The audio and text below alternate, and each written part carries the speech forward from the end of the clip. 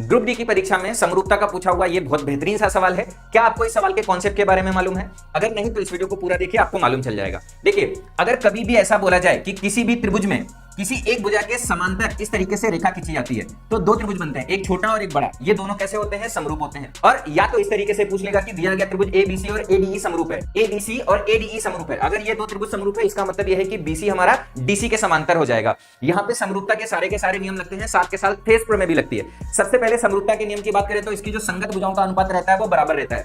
कैसे मालूम चलेगा संगत भुजाओं का अनुपात? एबीसी इधर लिख लिया और एडीई इधर लिख लिया। हमेशा संगत को निकालने के लिए ऐसे देखो, पहला दूसरा तो पहला दूसरा, मतलब एबी का एडी से जो अनुपात होगा वही बीसी का डी से अनुपात होगा, वही एसी का एई से अनुपात होगा। इस तरीके से आप संगत भुजाओं को बड़े आसानी से पकड़ सकते हैं। ये कॉन्सेप्ट ज्यादातर बच्चों को मालूम रहता है, लेकिन इसके अलावा भी एक कॉन्सेप्ट लगता है जो कम ही बच्चे पकड़ पाते हैं। वो क्या है? थेस थ्योरम।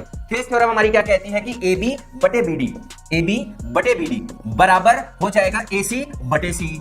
इसी तरीके से ये बटे ये कह लो या ये बटे ये, उसके उल्टा भी कर सकते हैं तो भी आपका कॉन्सेप्ट क्या रहेगा? सेम रहेगा। या ये भी कह सकते हो कि BD बटे AD बराबर हो जाएगा CE बटे AE, ऐसे भी कह सकते हैं। तो ये दो कॉन्सेप्ट ऐसे हैं जो समरूपता में आपके बड़े इंपॉर्टेंट है और ये हमेशा आपको याद रहने चाहिए।